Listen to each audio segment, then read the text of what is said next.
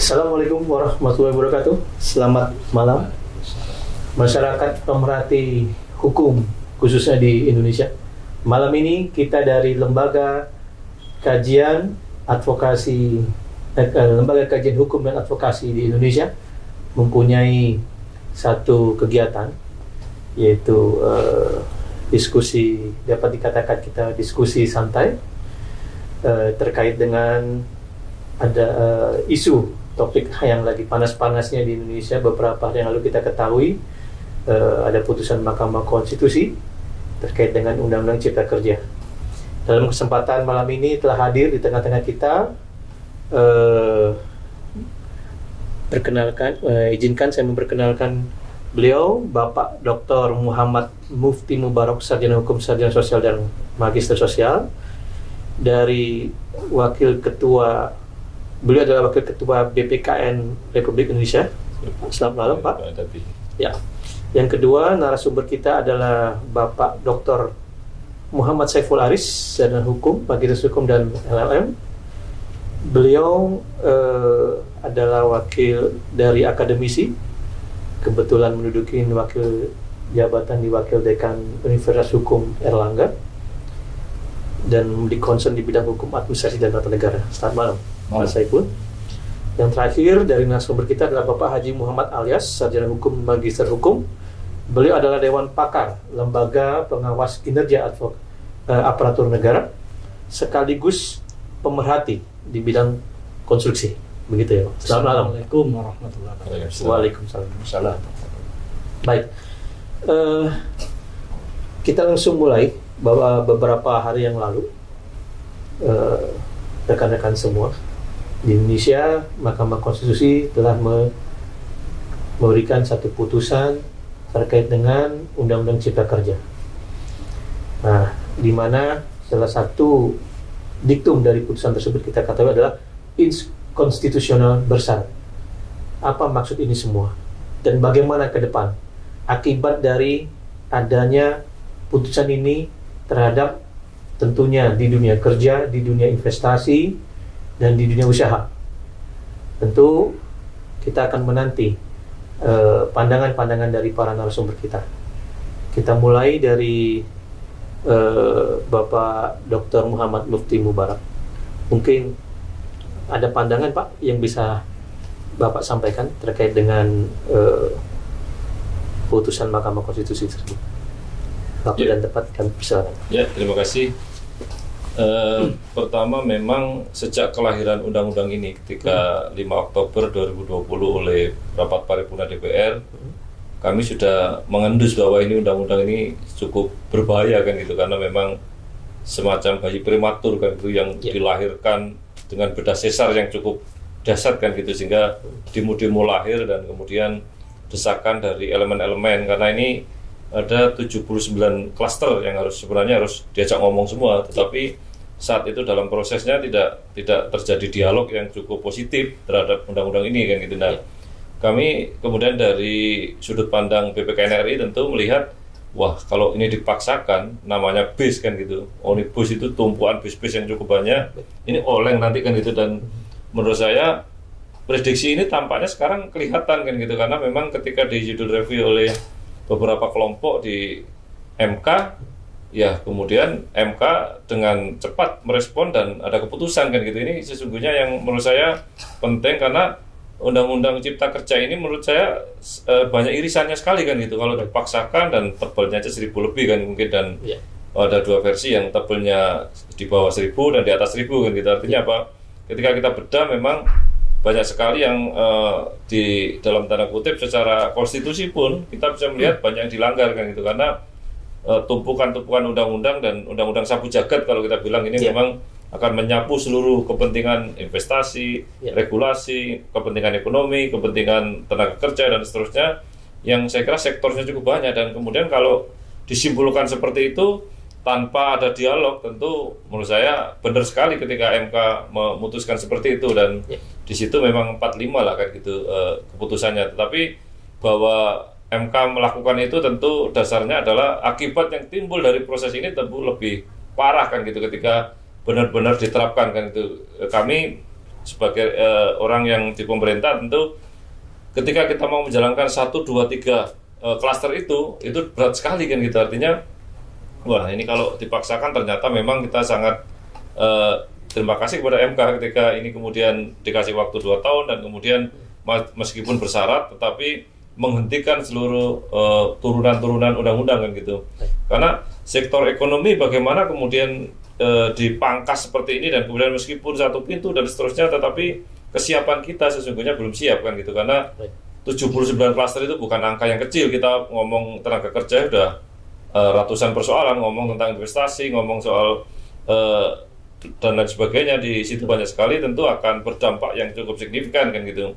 Terutama kami yang di BPKN misalnya, konsumen ini yang dalam sektor-sektor 10 sektor tentu banyak yang bertabrakan. Misalnya sektor perumahan ini nunggu-nunggu undang-undang turunan sampai hari ini juga belum keluar kan gitu. Sementara harusnya kita masih pakai yang lama, misalnya di sektor jasa keuangan, misalnya di sektor e-commerce, di sektor dan 10 sektor lah, terutama transportasi, kesehatan, pendidikan dan banyak sekali. Tentu ini kita merasa sangat bingung ketika mau menerapkan undang-undang ini kan gitu, sehingga ketika ini keluar, kami menyambut baik malahan dari sisi kami karena kita bisa melaksanakan yang lama, dan ini yang lama ini sudah jalan dan kondusif sebenarnya, nggak ada persoalan. Karena memang, tapi kalau dipaksa seperti ini ya tentu dampaknya terhadap ekonomi terutama akan sangat kritikal kan gitu, dan fundament-fundament ekonomi yang selama ini dibangun tentu kami akan selalu bicara pada konteks ekonomi gitu. Karena memang ketika kita tidak percaya pemerintah, kemudian regulasi ini masih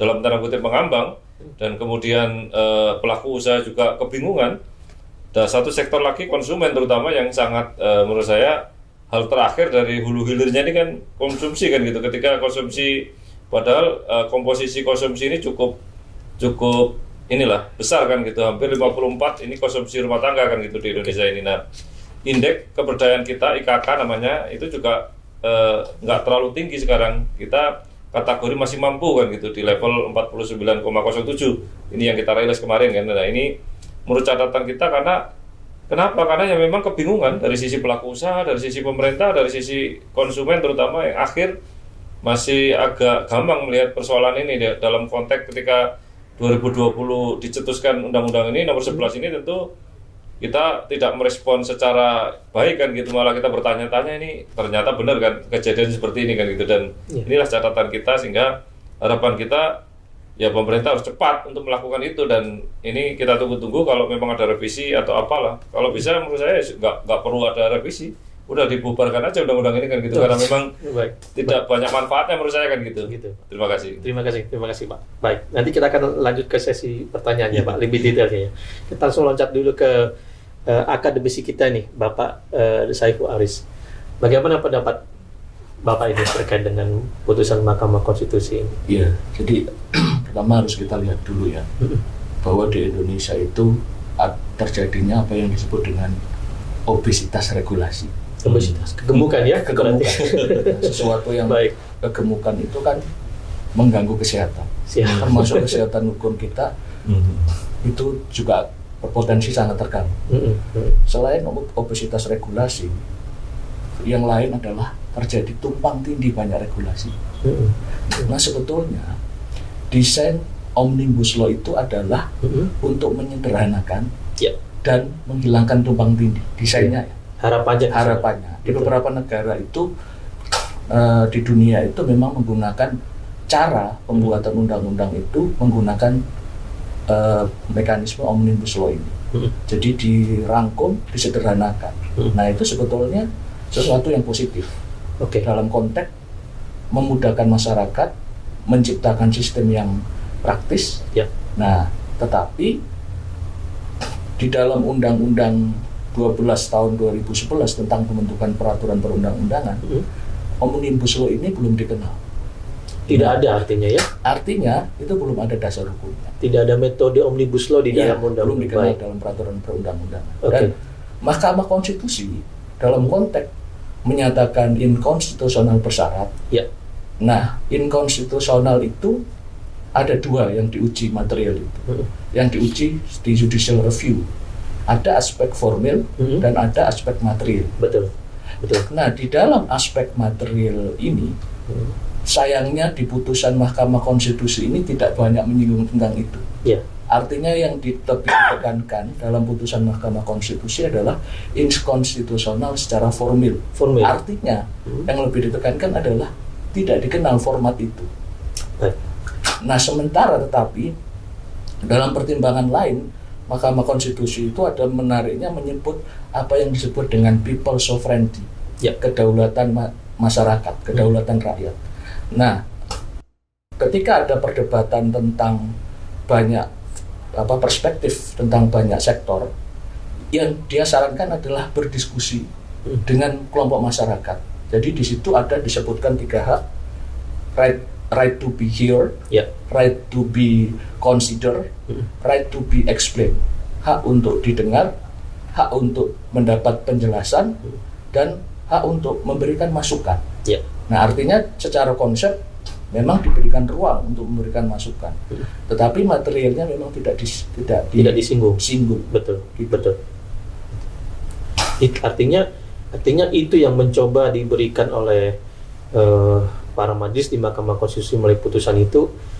Ruang itu yang tidak ada di dalam Undang-Undang Cipta Kerja pada saat pembentukannya, sehingga terjadi cacat formil begitu, Pak. Selain tentunya di dalam Undang-Undang P3 ya, 12 2011 ya, 15 2019 itu tidak ada ya metode itu. Iya, metode itu tidak dikenal. Memang putusan ini tidak secara aklamasi ya, tetapi 5 dibanding 4. Ada majelis lain yang menyatakan bahwa tetap seharusnya absah, karena dilihat dalam konteksnya praktek penyusunan peraturan perundang-undangan menggunakan mekanisme ini itu menurut ahli dari pemerintah itu sudah ada, misalnya di Undang-Undang Pemerintah Daerah, kemudian di Undang-Undang Pemilihan Umum. Tetapi konteksnya lain, karena di Undang-Undang Omnibus Law ini ruang lingkupnya sangat besar. Dia melakukan perubahan terhadap 77 undang-undang dan mencabut 1.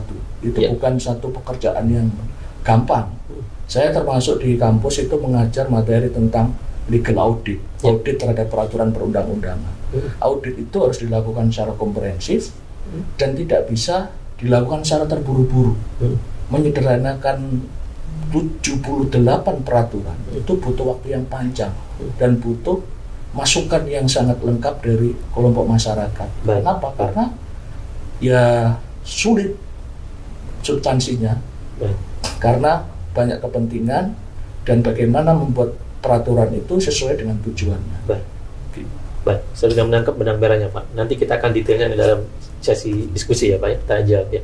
Berikutnya kepada Bapak Muhammad Alyas nih, selaku Dewan Pakar dari Lembaga Pengawas Kinerja Aparatur Negara sekaligus pemerhati konstruksi.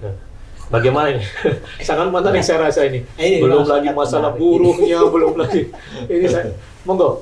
Jadi memang sejak awal ya kontroversi itu kan mewarnai pemberitaan. Karena apa? Ketika ingin menggabungkan dari 77 peraturan perundang-undangan menjadi satu undang-undang, tentunya memang tidak mudah. Karena tidak saja kita bicara dalam kerangka sistem hukumnya, tapi kita juga memperhatikan implementasinya.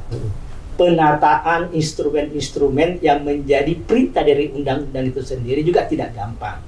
Intersektoral ini kan juga tidak gampang menata.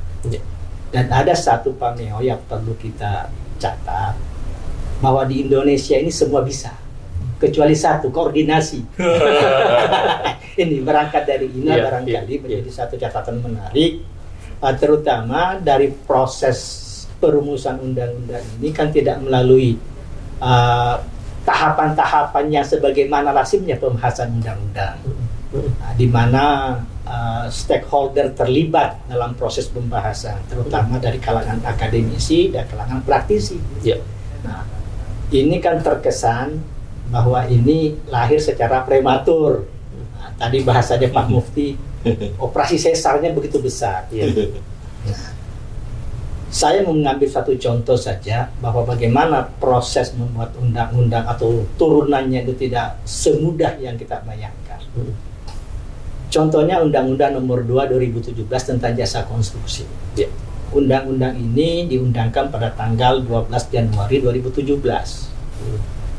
Di ketentuan penutup undang-undang ini di pasal 105 itu disebutkan paling lambat 2 tahun seluruh peraturan pelaksanaan dari undang-undang ini sudah harus tersedia. Oke.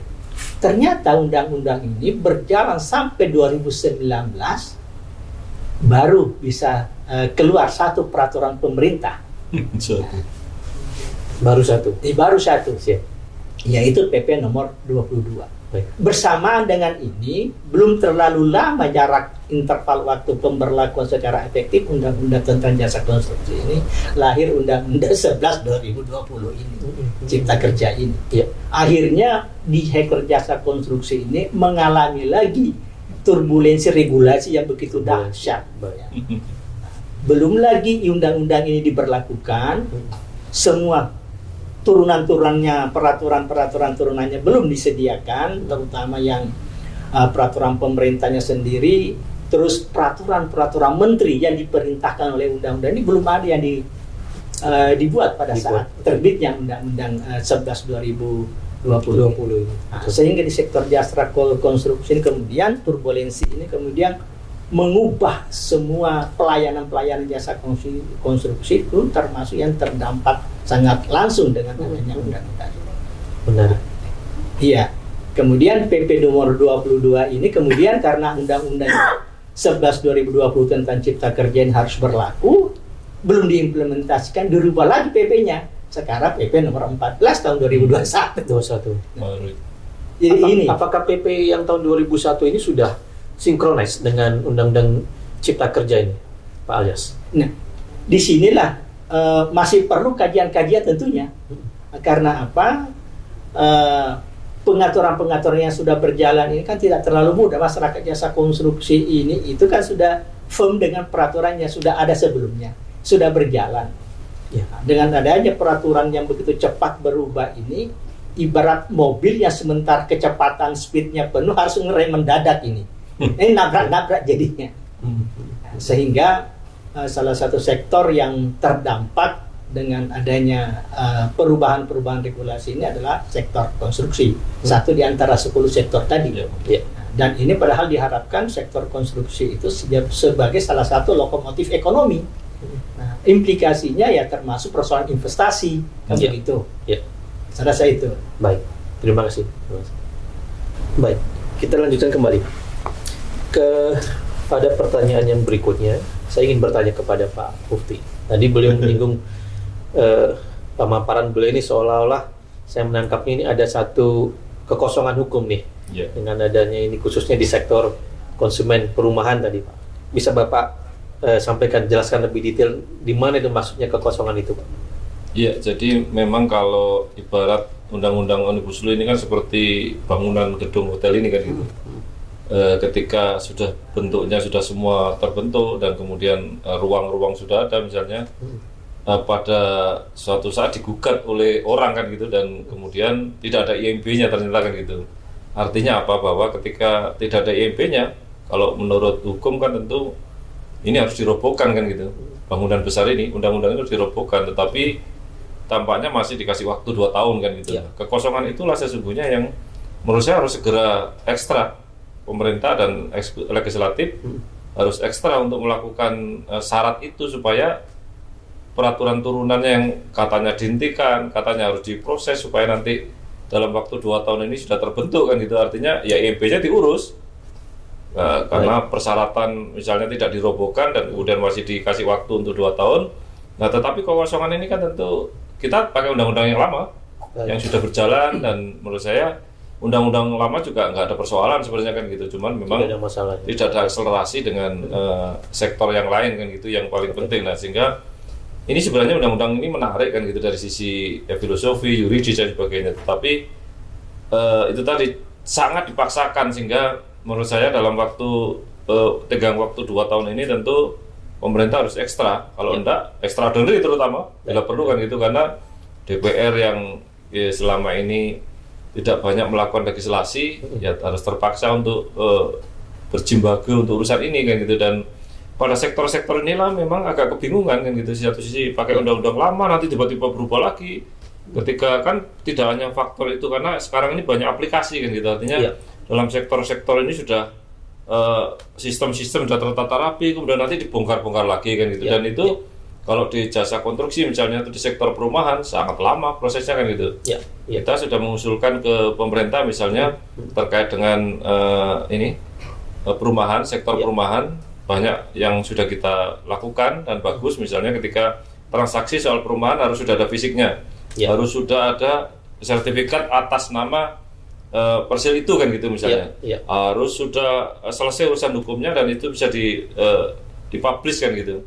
Nah itu sudah menarik kan itu dari sisi konstruksi, apalagi dari sisi perumahan, apalagi sektor konstruksi dan sektor yang lain yang memang sebenarnya juga harus menuju ke sana kan gitu. Dan PUPR, kemudian Menteri Keuangan dan seterusnya sudah satu kata bahwa itu bagus kan gitu. Nah suatu saat kemudian ini dirombak-rombak lagi, ya sudahlah, misalnya kita menyarankan ada PPAT di situ misalnya untuk transaksinya. Selama ini kan hanya ya sebegitulah transaksi dalam sektor perumahan misalnya, karena sektor perumahan sektor paling seksi kan gitu, yang memang menghajat orang banyak, dan sektor fundamen. Sektor yang kedua memang sektor jasa keuangan, yang hari ini masalah asuransi pandemi ini telah menyita banyak waktu, terutama komplain asuransi Pak, yang tidak terbayar, gagal bayar di situ. Yang ketiga sektor jasa keuangan terkait dengan pinjaman online. Sektor investasi ini luar biasa, dan kemarin alhamdulillah kita rekomendasi dan bisa ditutup kan gitu terkait dengan itu. Dan banyak sekali persoalan-persoalan. Kalau saya 1 tahun ini menerima hampir 5.000 pengaduan kan gitu, dalam satu klaster-klaster yang cukup rumit kan itu, termasuk tadi juga kita menangani kasus Stella, kasus perumahan surat ijo dan seterusnya. Hari ini memang cukup menonjol di di sektor yang semuanya menonjol kan itu akhirnya.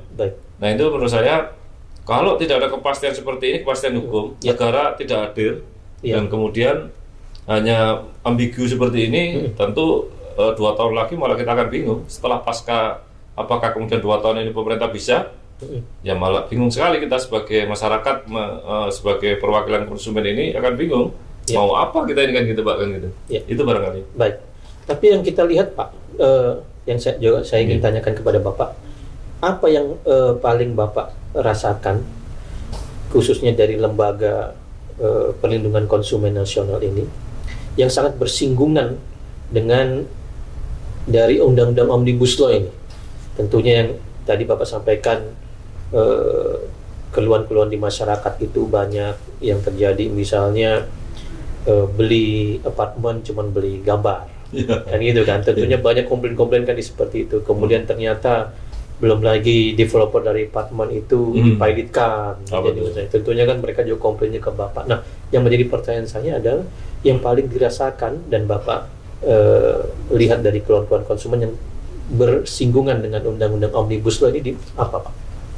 Iya, misalnya kita menggolongkan menjadi 3 kategori kan gitu, pra, kemudian proses sama pasca kan gitu. Ini kalau pra-nya ini soal perizinan dan sebagainya ini, hari-hari ini memang ada kesulitan karena Omnibus Law ini banyak soal perizinan, soal investasi, yang kemudian pada proses misalnya dalam sektor pembangunan dan sebagainya. Kemudian paskanya ini juga menjadi sesuatu yang misalnya ketika persoalan pinjol aja, misalnya pinjaman online yang sedang kita tangani, misalnya izinnya oleh lembaga yang menurut saya lembaga yang memberikan izin, misalnya OJK kan gitu.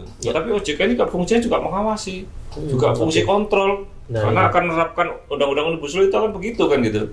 BI misalnya mestinya harus regulasi keuangan, tapi juga dia mengawasi dan beri regulasi. Artinya hampir semua sektor ini akan tumpang tindih kan gitu. Nah ini menurut saya tidak menarik, karena memang mereka akan itu tadi, satu lembaga ini bisa berperan sebagai banyak fungsi kan gitu. Mestinya kan ada fungsi pengawasan misalnya di Bata Malaysia tadi. Ini mestinya pemerintah ini harus beda dengan DPR kan gitu dalam konteks check and balance kan. Ternyata ini satu badan kan gitu kan. Artinya kemudian Ya akhirnya samina wa atona bahasa kita kan gitu di Jawa Timur, dan akhirnya ya sudah apapun putusannya ya akan di-oke kan gitu. Nah ini di lapangannya atau dalam praktek-praktek yang kami terima di pengaduan kami sangat overlap dan sebagainya. Kasus yang paling kelihatan di Penjol kan gitu. Yang dapat izin dari OJK cuma 153, sementara yang tidak dapat izin 3.000 kan gitu. Nah praktek kedua ini sama. Dalam prakteknya ternyata melakukan hal yang sama karena mereka berharap pada payung hukum tentang Omnibus Law ini. Nah, dalam konteks itu kemudian akhirnya kita berharap sudahlah yang resmi maupun nggak resmi ternyata sama kan itu perilakunya. Nah, akhirnya ya kita berharap semuanya akan reevaluasi dan sebagainya. Bahkan ditutup kan gitu. Artinya seperti itulah praktek di lapangannya mungkin banyak praktek, tapi itu yang sangat menonjol yang sudah kita langsung apply dengan undang-undang ini. Baik. Jadi dengan kata lain Pak Mufti sependapat ya dengan putusan Mahkamah Konstitusi ini. Sangat setuju kali itu. Terima kasih. Saya mau beranjak ke Pak Dr. Saiful nih. Perintah dari Mahkamah Konstitusi memperbaiki undang-undang. Pertanyaan yang paling mendasar, kita mau berangkat dari mana nih? Memperbaikinya ini dari mana? Apakah minta DPR langsung perbaikin itu Omnibus Law kah? Kan ini nggak jelas nih. Kalau memperbaiki atau mencabut kah atau merevisi kan nggak jelas.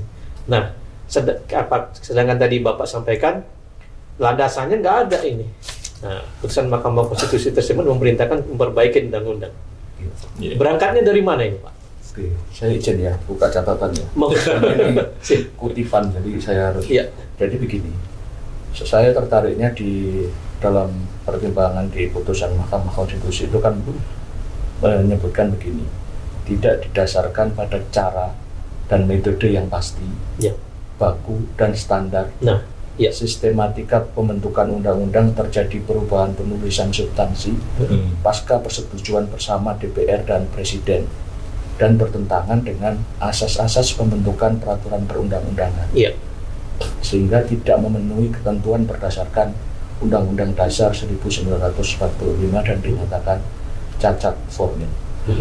Jadi sebetulnya yang dilihat oleh Mahkamah Konstitusi ini formatnya saja. Jadi saya perlu diketahui ya, dari putusan Mahkamah Konstitusi ini menurut saya sih biasa saja, karena hanya menyentuh pada formilnya, format. Kayak bentuk surat ini, secara gampangnya bentuk suratnya ini keliru, nggak masuk ke dalam isi suratnya. Jadi Mahkamah Konstitusi tidak menguji materinya, apakah bidang A bertentangan, bidang B enggak. Dia hanya konstruksi formatnya saja. Jadi cara gampangnya perbaiki formatnya kalau secara praktisnya ya. Nah, kenapa diberikan waktu? Secara kalau dibaca dalam putusan Mahkamah Konstitusi itu, karena Mahkamah Konstitusi melihat ini disebut sebagai inkonstitusional. Inkonstitusional itu ada yang mutlak, langsung pada saat itu juga dicabut, harus dicabut. Yang kedua ada inkonstitusional bersyarat. Sebetulnya inkonstitusional, tapi ada syaratnya. Nah, kenapa begitu? Kalau di catatan putusan Mahkamah Konstitusi itu, pertama, Mahkamah Konstitusi melihat ini ada unsur ketidakpastian. Kemudian ada unsur kemanfaatan dan keadilan. Dan ada satu kerangka besar, Mahkamah Konstitusi coba memahami kenapa pemerintah dan DPR membuat ini, karena di situ ada tujuan strategis. Nah, karena dua hal ini, antara asas-asas tadi dan tujuan strategis, Mahkamah Konstitusi melihat perlu memberikan kesempatan pada pembentuk undang-undang untuk memperbaiki, sehingga dikasih waktu. Waktunya 2 tahun, catatan. Itu satu hal yang banyak kita temukan di draft-draft peraturan perundang-undangan, peraturan pelaksanaannya diberikan waktu 2 tahun untuk dilengkapi. Syarat format perbaikannya itu tadi seperti apa, Pak? Bisa Bapak sampaikan? Di dalam pertimbangannya, Mahkamah Konstitusi memberikan catatan dalam putusannya. Apakah bentuk dari Undang-Undang Cipta Kerja ini dalam konteks Undang-Undang 12 tahun 2011 tentang pembentukan peraturan perundang-undangan itu kan menyebutkan apakah konteksnya ini undang-undang perubahan Betul. Ataukah konteksnya undang-undang ini satu pencabutan? Dicabut undang-undang baru. Iya. Betul. Nah ini yang bentuk seperti itu yang ditekankan. Mahkamah Konstitusi memang tidak memberikan saran karena memang sudah seharusnya begitu formatnya. Karena Mahkamah Konstitusi itu kan fungsinya kan hanya sebagai negatif legislator. Jadi dia hanya meniadakan norma yang bertentangan. Dia tidak boleh berlebih, meskipun kadang-kadang menjadi positif legislator seperti DPR kadang-kadang. Betul. Tapi dalam konteks ini Mahkamah Konstitusi memang tidak memberikan format bentuknya. Tapi menurut saya kalau jadi pemerintah ya bayangannya, setidaknya ada dua langkah ya. Satu, merevisi undang-undang tentang pembentukan peraturan perundang-undangan. UP3 ya? Ya, undang-undang itu dilakukan perubahan. Yang kedua, atau undang-undang Omnibus Law ini formatnya disesuaikan dengan yang ada dalam Undang-Undang 12 tahun 2011. Dipecah-pecah? Iya. Bentuknya sih macam-macam ya. Baik. Cuman saya lebih menekankan satu pertimbangan lagi di dalam pertimbangannya tentang perdebatan substansi. Mahkamah Konstitusi memang tidak menyinggung, tetapi hanya menyebutkan silakan itu didiskusikan dengan kelompok masyarakat. Dan kelompok masyarakat itu kan ada yang disebut dengan asas keterbukaan. Jadi dalam konteks pembentukan peraturan perundang-undangan di Undang-Undang 12 tahun 2011 tadi, itu sudah jelas ada namanya partisipasi masyarakat. Nah itu jelas siapa? Masyarakat yang terdampak dan masyarakat yang concern pada bidang itu. Nah siapa yang terdampak harus dimintain masukan. Siapa lembaga apa yang concern terhadap masukan bisa dimintai masukan. Baik. Sepengetahuan Bapak, apakah pembentukan undang-undang Omnibus Law tidak melalui tahapan-tahapan itu, Pak? Menurut saya begini, setahu saya draftnya itu tidak terbuka. Mana yang versi terakhir, mana enggak, itu saya juga membaca ya waktu itu. Kita enggak tahu mana ini yang sebetulnya format terakhir. Bahkan di dalam kutipan Mahkamah Konstitusi yang saya kutip tadi disebutkan ada draft yang sudah disepakati dalam paripurna itu berbeda isinya dengan dalam lembaran negara. Perbedaannya itu tidak hanya persoalan redaksional, tetapi secara substansial.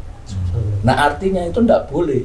Kenapa? Karena sudah disepakat undang-undang itu kan terbentuk kalau ada kesepakatan bersama antara Presiden dan DPR.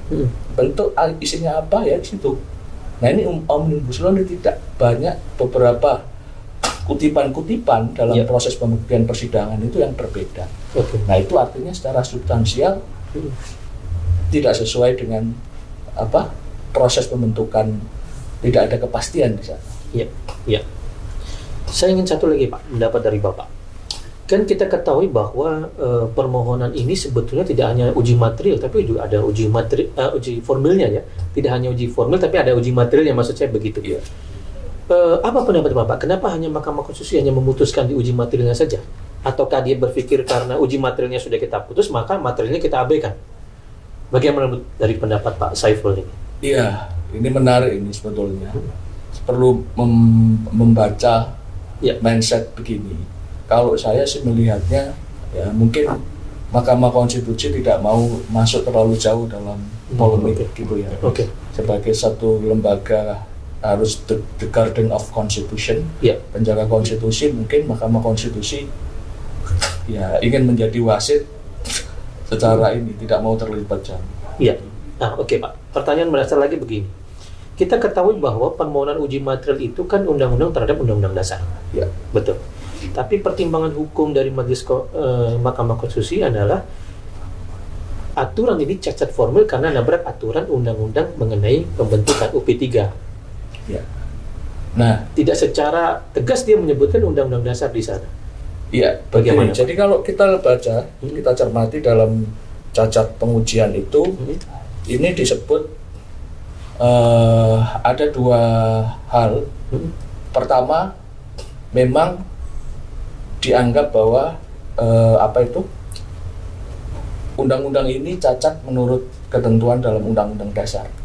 Oke. Di pasal 20A itu disebutkan bahwa ketentuan lebih lanjut tentang pembentukan peraturan perundang-undangan ditetapkan dengan undang-undang. Nah, itu ada tetap ada acuannya berarti. Oke. Di Undang-Undang Dasar memang tidak mengatur tentang bentuk format kayak seperti apa. Siap. Tetapi dia teknisnya didelegasikan sehingga secara makna, secara sistematis itu dianggap oleh Mahkamah Konstitusi walaupun tidak menguji dengan undang-undang, tapi ini ada satu rangkaian tubuh.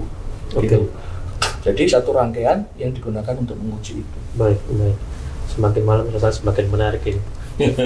Saya ingin berlanjut kepada Pak Alyas ini. Bagaimana pendapat Bapak sebagai pemerhati konstruksi, khususnya terkait dengan kita kan ketahui bahwa konstruksi juga salah satu garda depan dari investasi.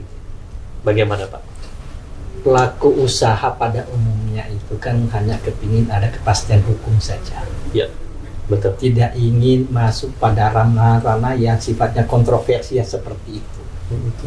Oleh karena itu memang terkait dengan putusan Mahkamah Konstitusi ini justru mungkin praktisi konstruksi ini justru mendorong pakar-pakar hukum untuk duduk bersama-sama mencarikan solusi agar undang-undang Cipta Kerja ini tetap bisa berjalan sesuai dengan amanah daripada putusan MK itu. Dengan interval waktu 2 tahun kita berkeyakinan lah bahwa pemerintah bersama-sama dengan semua komponen pemerhati hukum termasuk akademisi tentunya bisa secara bersama-sama untuk bisa menyelesaikan tugas dengan interval waktu 2 tahun itu. Agar apa? Agar kepastian hukum bagi dunia usaha itu terjamin. Karena saya memberikan satu contoh saja. Undang-Undang 2 2017 tentang jasa konstruksi itu ada 33 pasal, lebih kurang 33 pasal itu yang kemudian direduksi dengan Undang-Undang 11 2020 tentang Cipta Kerja itu. Dan semua ini membutuhkan aturan pelaksanaan. Nah, kalau ini tertahan, otomatis aturan pelaksanaan itu pun tidak bisa dibuat. Artinya apa? Tentu berdampak terhadap implementasi daripada undang-undang itu sendiri. Nah, akhirnya apa? Dunia jasa konstruksi tentu pun akan terhambat. Karena sebenarnya dari sisi substansi daripada Undang-Undang Cipta Kerja itu untuk jasa konstruksi sebenarnya cukup positif. Karena ada sisi-sisi yang menyangkut pelayanan perizinan itu menjadi satu sistem yang terintegrasi. Tidak lagi seperti sekarang ini, misalnya saja mulai dari sertifikat badan usaha, sertifikat kompetensi kerja, nomor induk berusaha, itu dalam satu paket permohonan melalui OSS.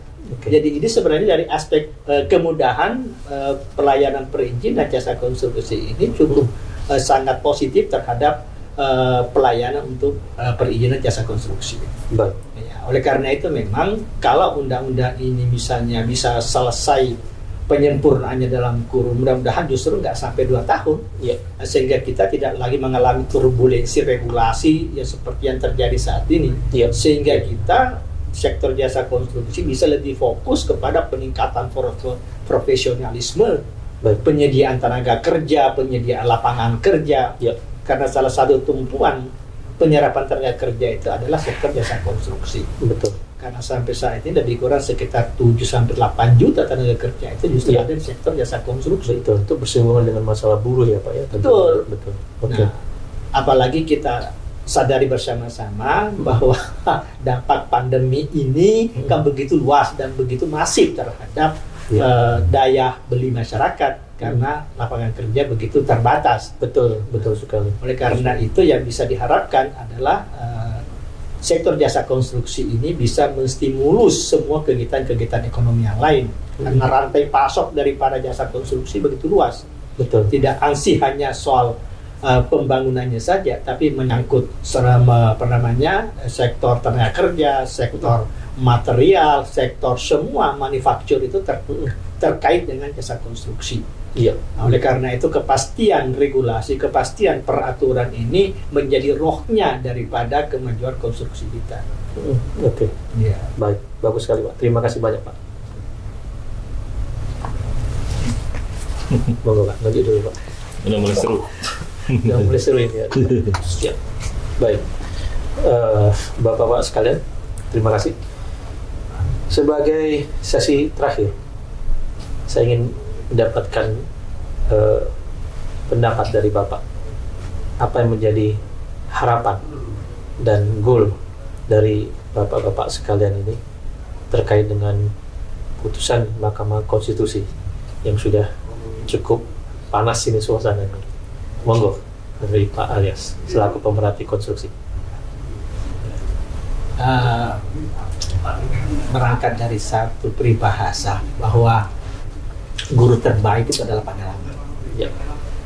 Jadi berkaca dengan proses pengesahan Undang-Undang Cipta Kerja yang mana awalnya begitu kontroversi karena memang menabrak banyak rambu-rambu yang secara normatif lazim dilakukan dalam satu perumusan perundang-undangan.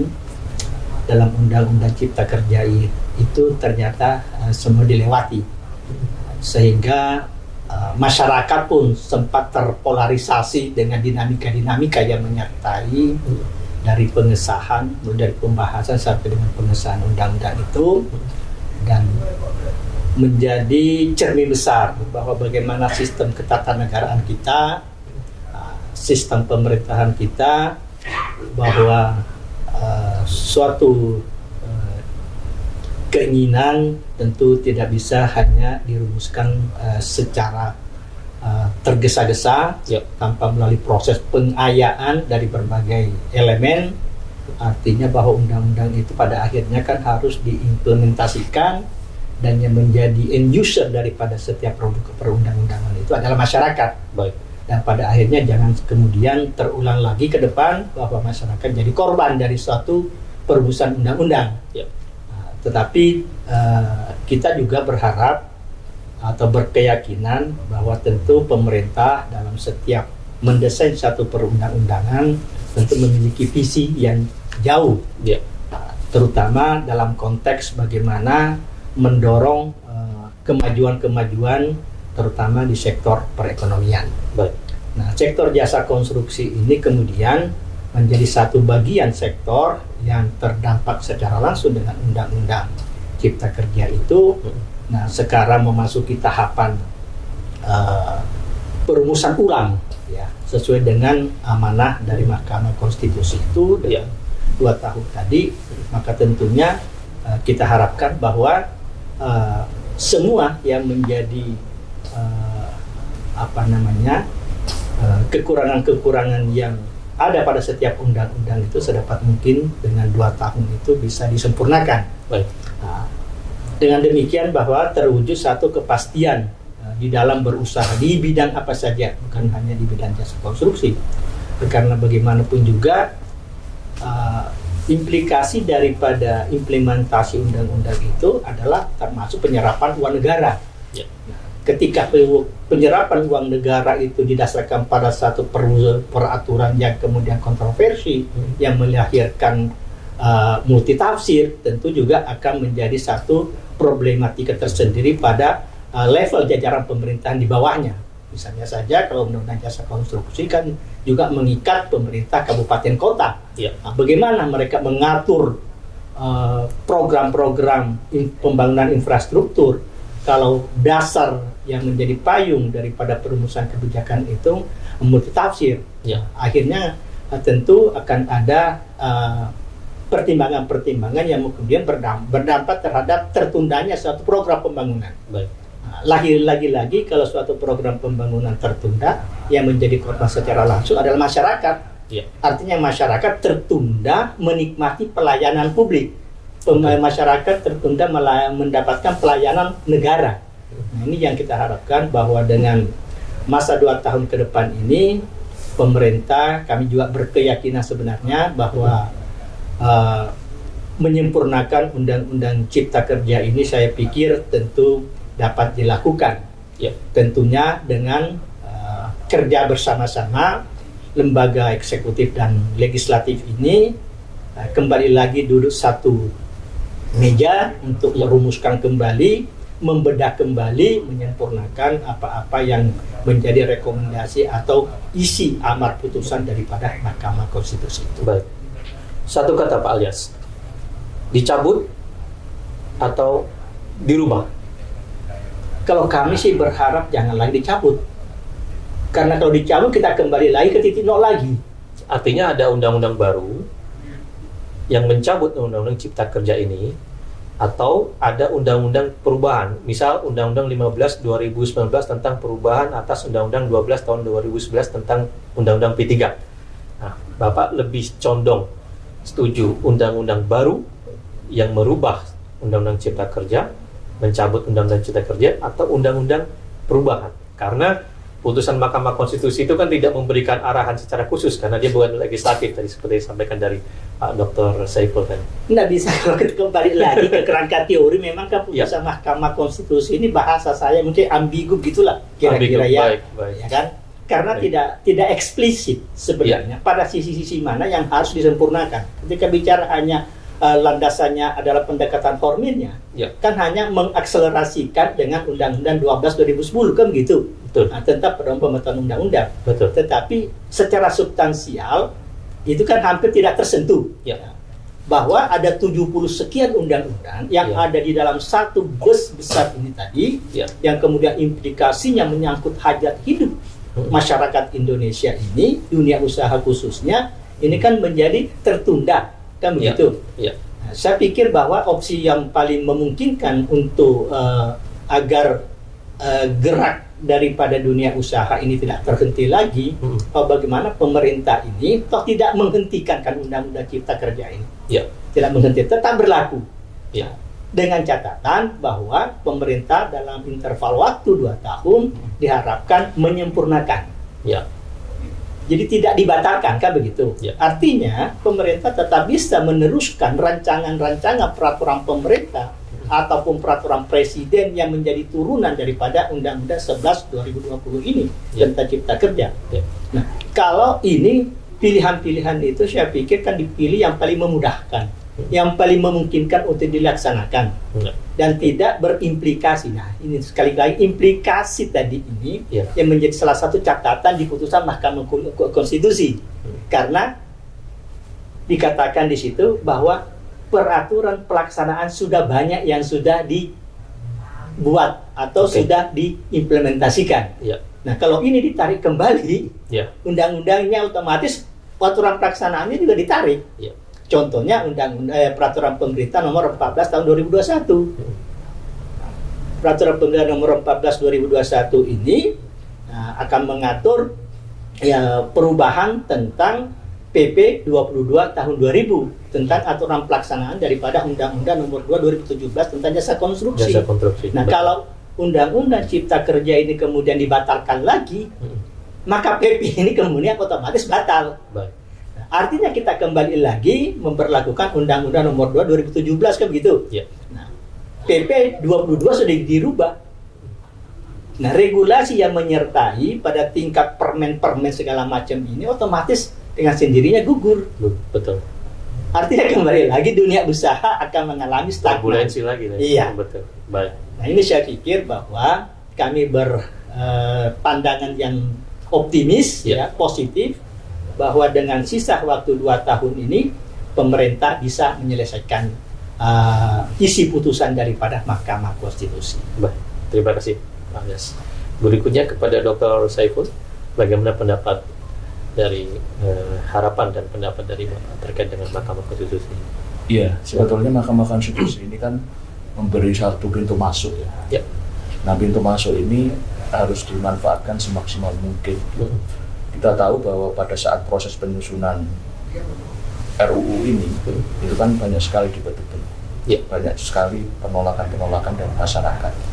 Nah, kalau saya melihatnya sebetulnya ada makna yang bisa dikutip di dalam putusannya, yaitu maksud saya putusan Mahkamah Konstitusi yaitu berkaitan dengan meaningful participation. Jadi partisipasi yang betul-betul bermakna, gitu. Artinya tidak secara formal. Kenapa begitu? Karena nanti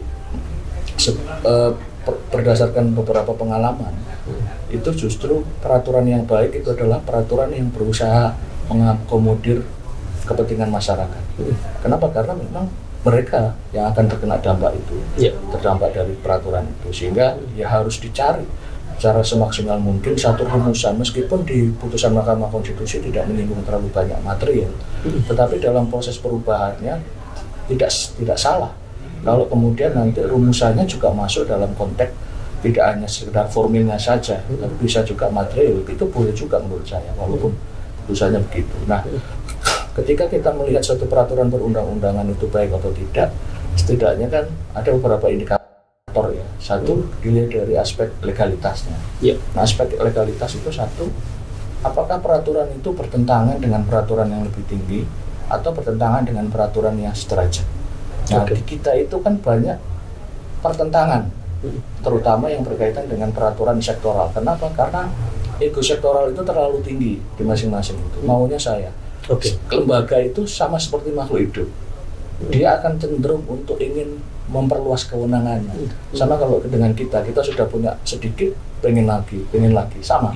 Lembaga itu juga punya kecenderungan memperluas kewenangannya, sehingga terjadi konflik. Yang ketiga, peraturan itu tidak multitafsir.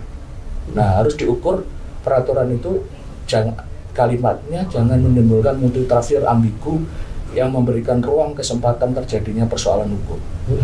Kemudian yang berikutnya, indikatornya adalah kemanfaatan. Untuk siapa sih peraturan ini dibuat? Apakah untuk masyarakat kecil atau untuk siapa?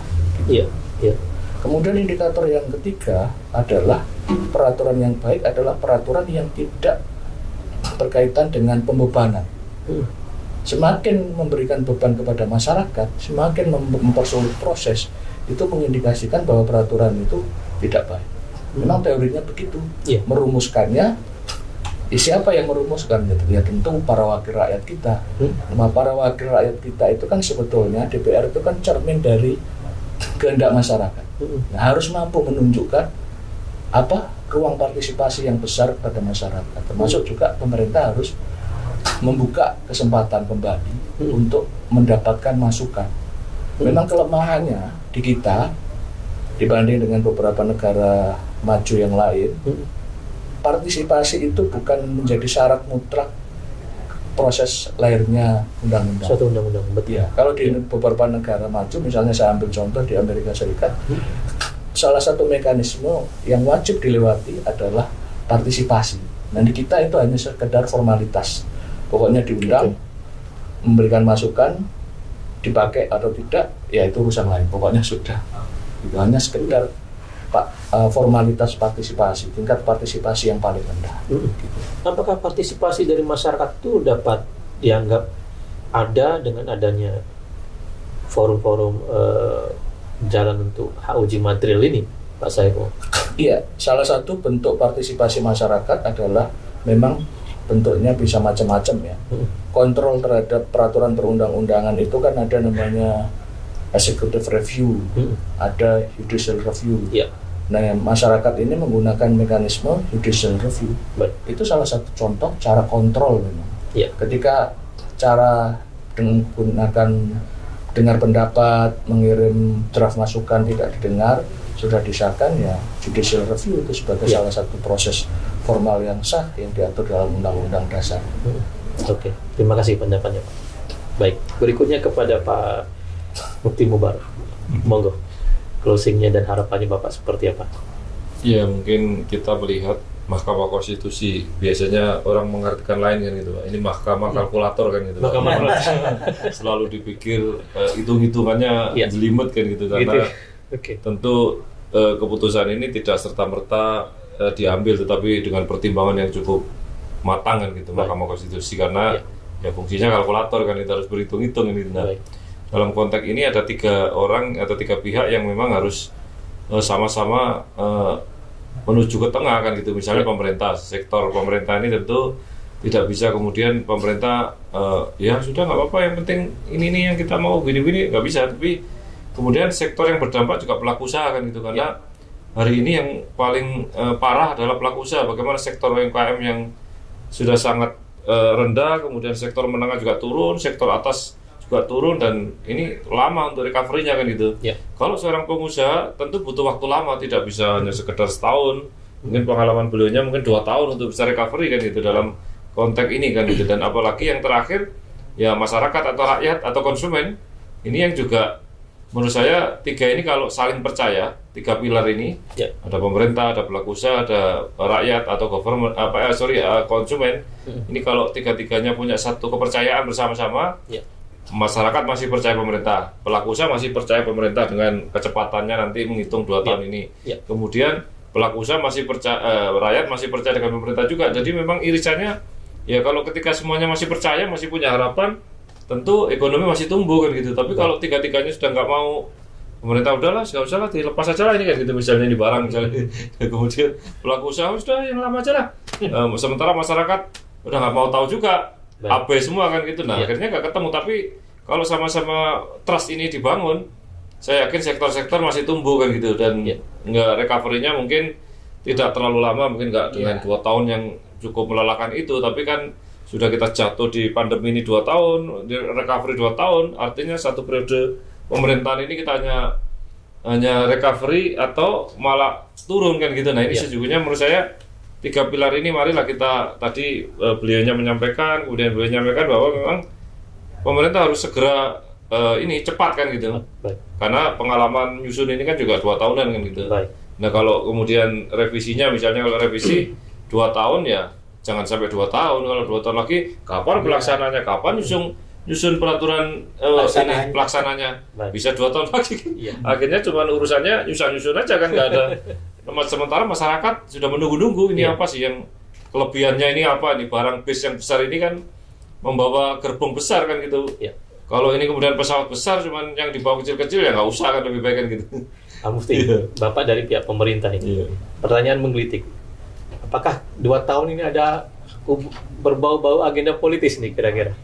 Ya tentu karena mendekati 2024 dan bentar lagi 2000. Kalau dihitung 2 tahun kan 2023. Itu posisi panas-panasnya politik kan gitu. Dan sekarang aja udah terasa, apalagi 2 tahun lagi ini gesek-gesekan antar menteri, antar lembaga, kemudian presiden, wakil presiden, DPR sudah tiap hari bunyi-bunyian di jalan udah luar biasa kan gitu. Baliho udah bertebaran hari ini kan gitu. Dimanapun pojok-pojok kampung. Nah ini sesungguhnya fenomena, dan 2024 adalah momentum ketika calon presiden mungkin nggak bisa calon lagi kan gitu, dan itu saya kira kental sekali. Baik, terima kasih. Masyarakat pemerhati hukum di Indonesia, demikian kiranya diskusi interaktif kita malam ini bersama para narasumber kita. Kami dari LKHI sebagai badan otonom dari LPKN Indonesia hari ini juga tadi telah melaksanakan satu rapat kerja nasional dengan salah satu topiknya juga membahas isu-isu yang terkait dengan putusan-putusan dari Mahkamah Konstitusi. Ini adalah bagian dari concerning kami sebagai sebuah lembaga yang juga melakukan satu kajian-kajian hukum. Terima kasih atas waktu dan kesempatan. Salam LKHI, keadilan dan kemakmuran bagi seluruh rakyat Indonesia. Selamat malam. Mantap. Pak, matur nuwun sangat. Ini podcast pertama pada